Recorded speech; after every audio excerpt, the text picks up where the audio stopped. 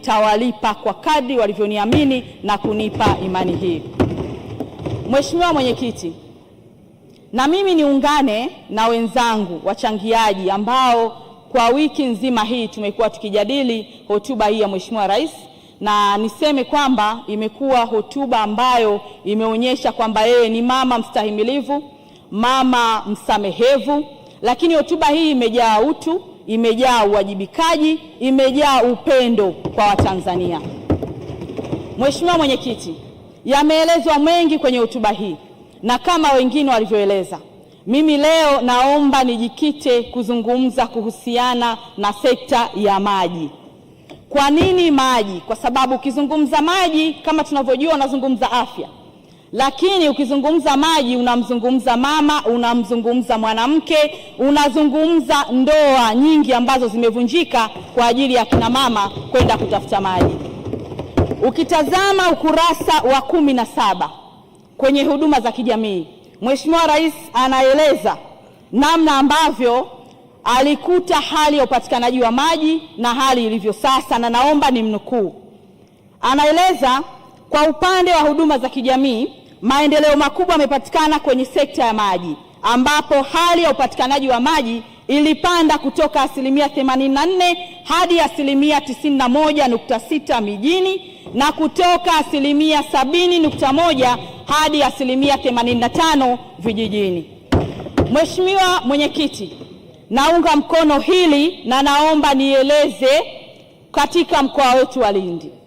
Wakati Daktari Samia Suluhu Hassan anaingia madarakani mwaka 2021, hali ya upatikanaji wa maji katika mkoa wetu wa Lindi ilikuwa ni 58% tu.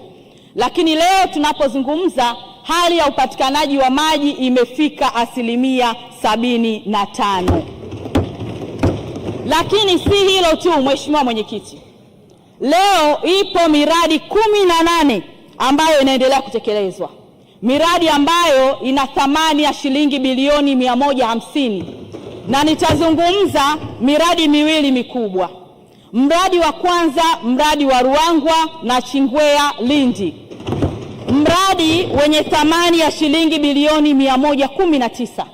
Mradi huu utakapokamilika utaweza kuhudumia vijiji 56 vya wilaya ya Ruangwa, wilaya ya Nachingwea na wilaya ya Lindi.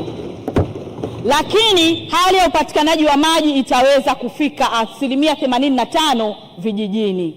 Nani kama Dr. Samia? Mheshimiwa Mwenyekiti, na kudhihirisha kwamba kazi inaendelea kwenye mradi huu, tarehe 21 Disemba Mheshimiwa Waziri Mkuu Dr. Mwigulu Lameck Nchemba alikuwepo pale. Tulikaeleza kwamba atakamilisha ujenzi wa gridi ya taifa ya maji ambayo itategemea maji kutoka Ziwa Victoria, Ziwa Tanganyika na Ziwa Nyasa. Mheshimiwa Mwenyekiti, kazi hii sio kwamba itaanza.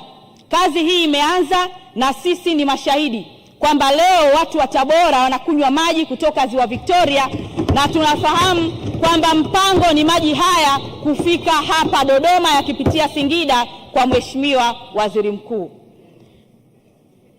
Mheshimiwa Mwenyekiti, muda hautoshi. Nilikuwa na nondo nyingi sana, na imani kwamba nitapata muda wakati mwingine, lakini kwa sasa nieleze tu ya kwamba naunga mkono hoja, na niwatake wabunge wenzangu pamoja na wananchi wa Tanzania tumuombee sana Mheshimiwa Rais, lakini na Mheshimiwa Aweso ambaye anamsaidia Mheshimiwa Rais kutekeleza maono yake kwa kiwango kikubwa sana. Naunga mkono hoja Mheshimiwa Mwenyekiti. Asante sana Mheshimiwa Kijakazi Yunus Mohamed kwa mchango wako.